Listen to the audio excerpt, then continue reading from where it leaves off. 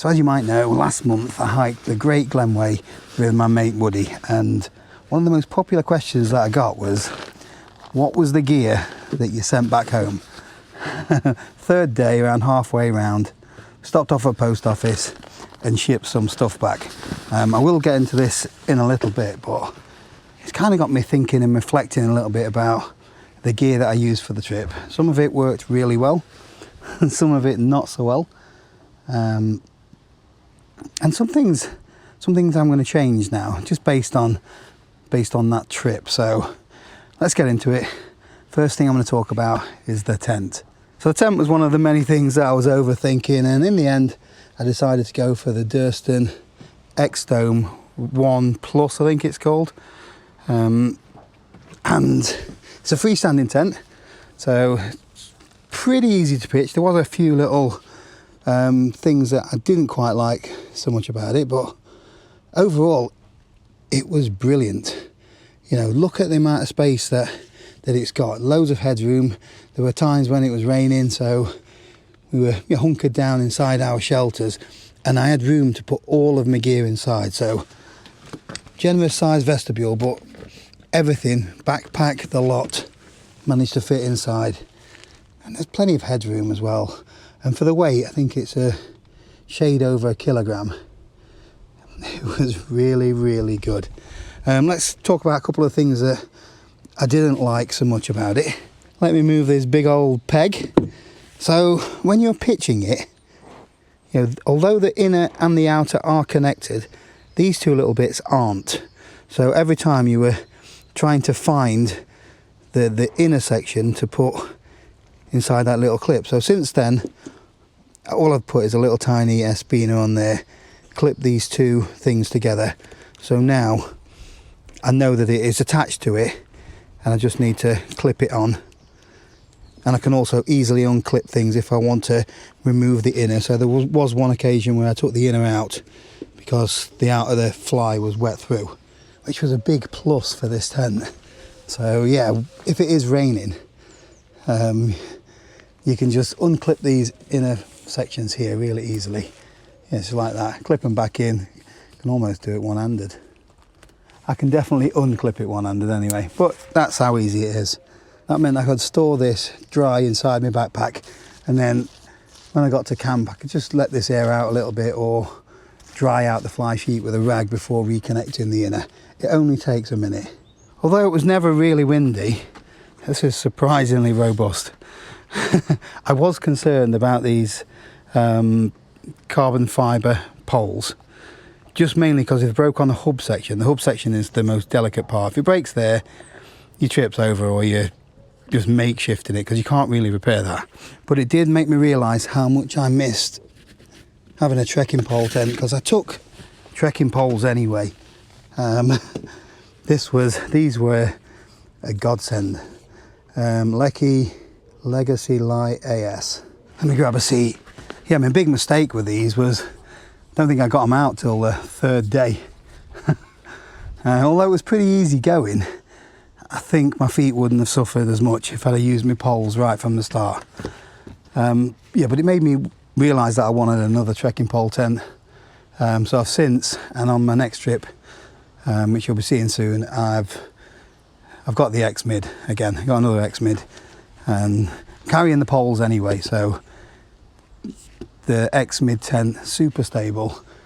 Although there's something I like about this tent more than the X-Mid, which is the space inside.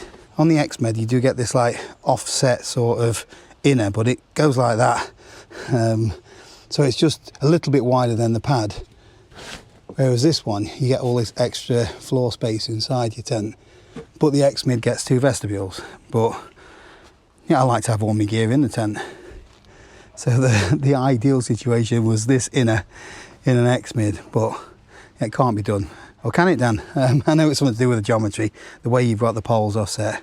But the Durston X-Dome, highly, highly recommend this tent. It is brilliant. Especially if you want freestanding and you want plenty of room for a one-person tent. Poles, highly, highly recommend. I used them right from the start on there. Pride of the Peaks it's called. Video coming soon. So the tent was great, but it wasn't all good. Let's talk about these. They're Topo Vistas, I think they're called. Topo Athletic Vistas.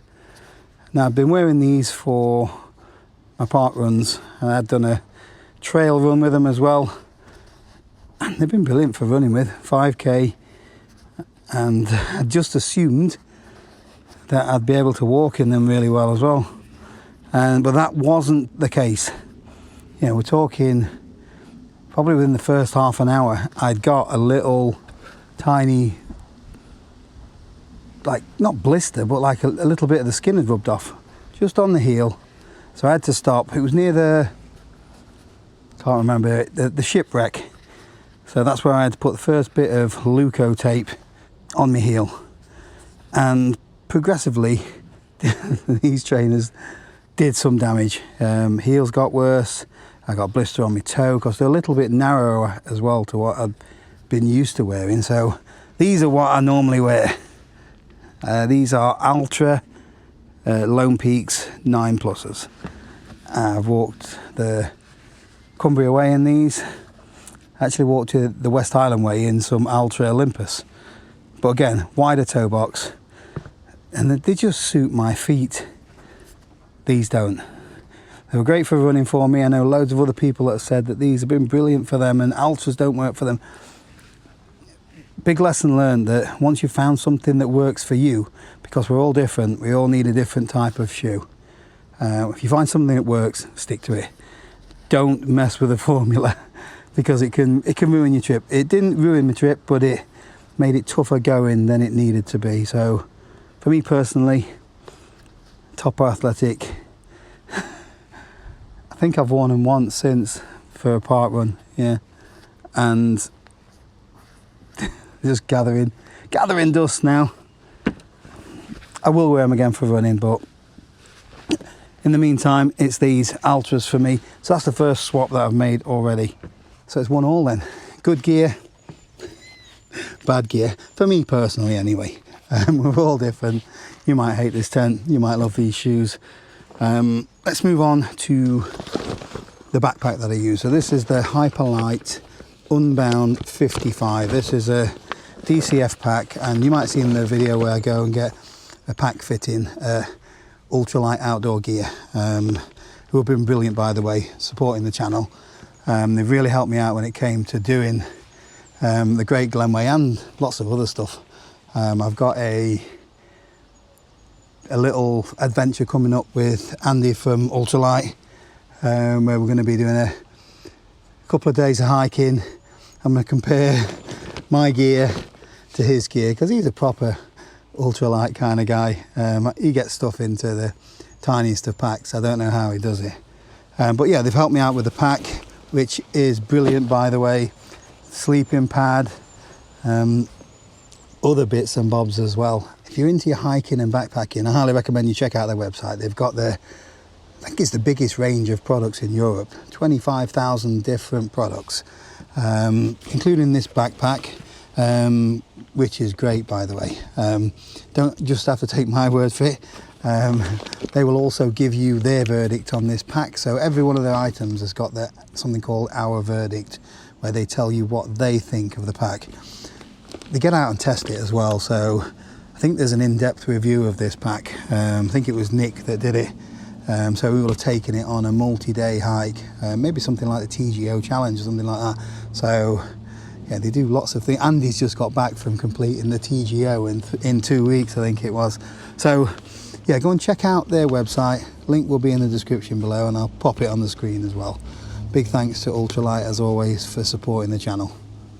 So as I was saying, this pack was absolutely brilliant. It carried the weight really comfortably. I did add on this, what's it called, a Luna back support with it. So it's like a mesh. So that just helps with the air circulation so you don't get sweaty backs and things like that. The hip belt carried the load really, really well. Although I did say I sent some stuff back, but that was more to do with my feet, to be honest with you. They were killing. Nothing to do with the shoulders and my back or anything. It was just my feet. So every little bit of weight I could get rid of, I did, and I should have done that in the first place, to be honest with you. But yeah, the features on this were brilliant. Pockets were great. This mesh pocket was fantastic, and I really like these. It's got like a bit like a webbing system on here, so I've clipped on some little bungees and carabiners so I could, you know, put my poles on the outside really easily, secure lots of other things as well. Yeah. Oh, and the big thing, the pack is completely waterproof. So DCF is waterproof, and all of the seams are taped as well. So you don't need to have a pack liner or anything like that. Does that make it 2-1 to the good gear? Back in the lead. Right, another one that we've... This one's a good slash... not fail. There was one night where I got cold. I don't know what it was. I just couldn't get warm. I couldn't get warm the whole day. And this sleeping bag, this is the Therm-a-Rest Vesper, -6 comfort rating. And it didn't get down to -6 at all. Nowhere near. Just above freezing. But I got cold. And so I had to put my down jacket on in the middle of the night, which is in here, by the way. This was good as well, the Therm-a-Rest stuffed sack pillow. Like a nylon-y kind of thing one side and soft material on the other. Stuff it with your jacket, you've got a pillow. Yeah, so I had to put the jacket on, and I think it was more to do with the width of the quilt. So I move around quite a bit, and as you might have seen, I'm quite a chunky fella. Broad shoulders and waist and gut and all that kind of stuff. But when I'm sleeping, I toss and turn quite a bit, and I don't ever bother with these pad straps, which I probably should do. And so there was moments where I would roll over, and then there'd be a little gap where my backside was sticking out on my back, and I'd get a little bit chilly, and it would wake me up. And then once you're cold, sometimes it's difficult to get warmed up again. So normally I use the Enlightened Equipment Revelation quilt, and I think if I was doing something in those kind of temperatures again, around the freezing point, I would take that. So that's just a learning. It's not a bad quilt because I've used it several times already, but it was one night that it sort of kept me awake a little bit. And we give that point to the not so good, so it's 2-2 again. But we've gone straight back up the other end and took it back to 3-2. Because this pad, the Nemo Eclipse, oh, fantastic. Fantastic. This is, I've had quite a few sleeping pads. This is the best sleeping pad that I've ever owned. It is so comfortable. It is so warm. And it is, although, all pads make a little bit of noise, compared to what I've had before, this is so quiet. It puts the Therm-a-Rest and stuff like that to shame. Although the Neoloft is comfy, but it's about a foot, feels like a foot thick, way too thick, that one. The Eclipse, I prefer it to the Tensor Extreme. So I've got both, and I will use this over the Tensor Extreme. So R value of 6.2, not sure what that is, what it goes down to, but it's more than enough for any conditions I'm going to be using here in the UK. Unless you're going up into Scotland in the deepest of winters, you might need something underneath this. Yeah, brilliant pad.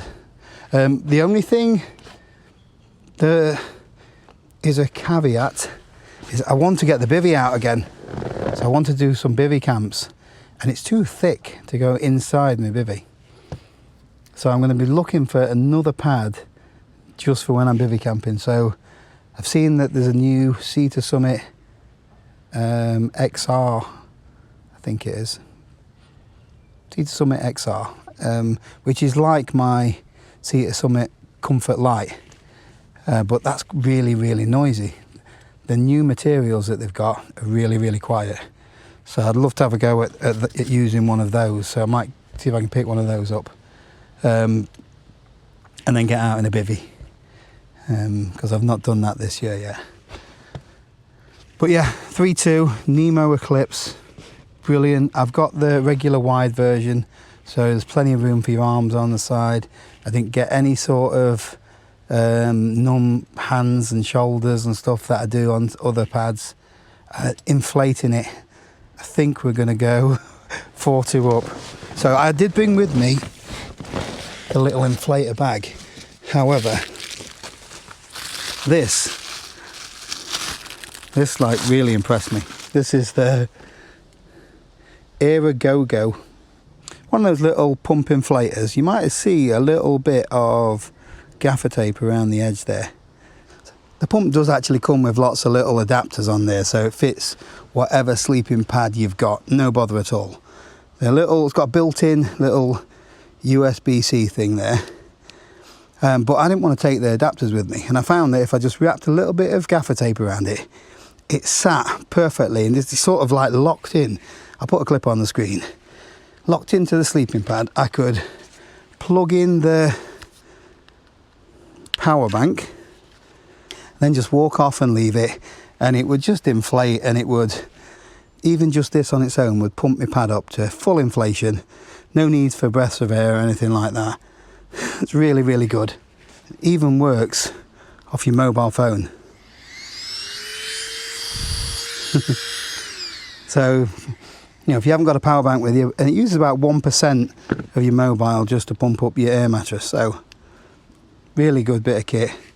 I don't normally like these, but when I got to camp, I was knackered. I didn't want to be messing around, blowing in and squashing air out, and so I just took this. It's quieter than some others as well. Yeah. Right, I've got a few more little bits of really good stuff to talk about, but it's only fair that I tell you about the stuff. I think this is the stuff that I sent home. I can't exactly remember, but it is pretty much what I sent home. So we got to Fort Augustus and we had a little bit of a brainwave. We thought that you could leave some of your stuff in maybe a locker, because Woody was going to be popping back to Fort Augustus with his missus as they did a little bit of a tour after the Great Glen Way. But we couldn't find a drop-off locker. So instead we went and bought like a shoebox from the post office and just thought we'll send home some stuff that we don't need. And I got about, it was a shade over 2.5 kilograms. Some of that was water. I'll need to explain that as well.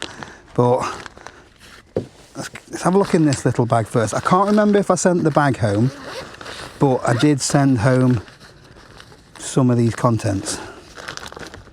So I took with me a bit too much food. So we've got a 3 cheese scrambled eggs dehydrated meal. So that's done about 85 miles of the Great Glen Way. Then it's also done another 30 miles in the Peak District. It's done some mileage, this is, and I'm not eating it. I took stuff. So there's an extra meal. It wasn't this one, but one of these I sent home, another one. Nuts. They were juiced. They were out of date before I took them. And a mugshot. Teas. Foil. You know, extra ones of these holies and things like that. I took way too much stuff. There was things that we could get along the way. Not everywhere, so I did need to have some dehydrated stuff with us, but there was definitely some shops where we could pick up some food. I don't exactly know what every individual thing weighs, but like I said, it was around just over 2.5 kilograms in total, and that was in there.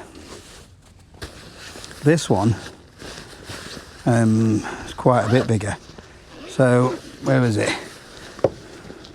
First thing, so camera stuff. So I took plenty, because I got electricals and camera and I filmed everything. I thought I needed a lot of power, so I took instead of taking one bit, I've got a 20,000 milliamp power bank, but it takes forever to charge. Whereas this one, you can get up to, I think it's 55% in 15 or 20 minutes. And 55% of this will charge my phone once. So I took this, wasn't this particular one, it was a Flextail one, but it's about the same size. I took this little one, so I had 30,000 milliamps of power in total, because I wasn't sure that we could get to charge up along the way. But I had found that I could just get away with this and this little plug. So this is a fast charging plug, it's an Anker one, fast charging power bank, 10,000 milliamps, and I took a couple of spare batteries for the action camera anyway. So this was all I needed. So I sent them back. So they were in this grey bag. This is brilliant, by the way. I can't remember what make it is.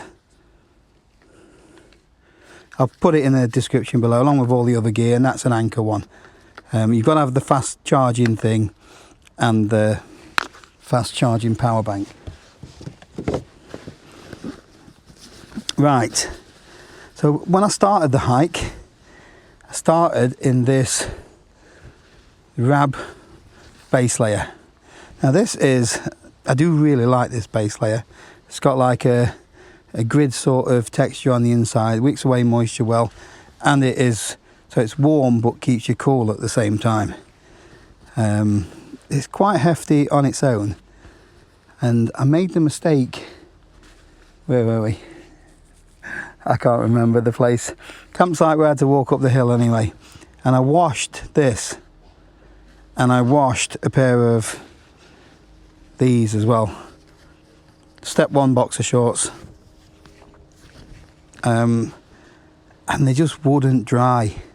I wrung them out as best that I could, and this, it felt like it weighed 2 or 3 times the weight of when it's dry. So it was really heavy in my pack. And wet boxer shorts, I'd hung them on the back of my pack for a bit, then it rained, and you get the drift anyway. So this was in, I put this in a little blue carrier bag thing, and I mailed it home while it was wet. So I made sure it was well sealed, but these were wet when they went back home, and they added quite a lot of weight and bulk to the stuff going home. I'd taken with me 1 pair of gloves. Now, like I said, at night it got to 1 degree one night, and then it was maybe 3 or 4 degrees the next night. But I wasn't wearing these in my sleep. I never needed them when I was hiking during the day, so I sent them home. So I'd gone 2.5 days without them, so I thought I'm not going to need them. The trousers, so these trousers that I'm wearing now are Fjallraven Keb 1000 or whatever they are. Brilliant. They're never off my legs. They're on my arse all the time. I love them to bits, and I wore them the whole time. I'd taken a pair of shorts just to be able to change into on an evening, or you know, if the weather got really nice, but then there was the tick situation and all that, and I'd pre-treated my trousers. So I never, after 2.5 days, never wore the shorts. So they went back in the bag. This hoodie, this is the Sambob Alpha 90, I think it is. Might be 120, can't remember. I will put it below. And I loved it, still do love it. It's not quite threadbare yet it's not threadbare, it's wearing really well considering how much it's on my back. And I took another, again, way too many clothes. This one is, I can't remember what it's called now. G-Packs, I don't think G-Packs are anymore, but when you look at this is like proper ill-fitting. This is like, I think I could have made this myself. The zip on it is on the P, shall we say. It's cottage industry kind of stuff. It's, you know, people just starting up in the garages and sheds. And it's been all right for me, to be fair. It does the same job. It's just not as well fitting as this. It's not as well refined as the Sambob. But it is really... So anyway, so I didn't wear this. sent it home. This, brilliant. Quick drying, breathable, keeps you warm if you put an outer layer over the top of it anyway. There was another spare pair of boxers. I like to be fresh, but I had to embrace the stink a little bit. You know, when you are through hiking, what a terrible term that is, especially in the UK. And when you're walking for a few days, you're going to get smelly. You're going to get to camp or campsite, and then we're on campsites anyway. You can get washed, you can rinse things out, but just make sure you can dry them, or you only rinse things out what are going to dry really quickly. So I need to rethink some of the attire that can take, wash, and it dries pretty much instantly. A buff. This is my favourite and best and most expensive buff. This is an actual proper buff, a merino wool one, but I ain't got it on me, just a little ultralight outdoor gear one on my wrist, and I was using that to wipe my head and cover my head sometimes, and this just never got used because it was two. You only need one buff, don't you? Why would I take two? Because I'm a fool. Socks. So I took 3 pairs of socks. One that I started off in, one that I sort of put on at night time, which was just like a liner sock, and then there was another spare pair. I sent 1 pair home. The dirty ones from the start for the first 2 days. Then I sent them home and just wore a pair of these, and then I had me a line of socks if I needed an emergency pair. Sent that back as well. Just a bag for, I think just bags for things that I didn't really need. So the air mattress bag, an extra little towel thing. I had 3 of these. I had a pink one, a yellow one, and then a little thin grey gossamer gear one. So I sent 2 of them back because I didn't need them. Just shake the water off your tent. Just wipe it with the one towel and then rinse it out if you need to use it for something else. I was, overthinking, trying to be bit too cautious, because I hadn't done a multi-day thing for, I think it was 2 years before. Did the West Highland Way was the last one. So yeah, I overthought it. Forgot how little you actually need. These. So I've got a crucial hard drive, and then there's like this is a USB-C hub. So I didn't know how much footage I was going to take, and I probably had about 5 or 6 hours worth of footage. At 4K, it's quite a lot, and I planned on using these to transfer data and just back it all up onto here. But after a couple of days, I hadn't backed anything up. So I had a spare memory card and all that kind of stuff. I just thought, I'm not backing it up. I'll send it back.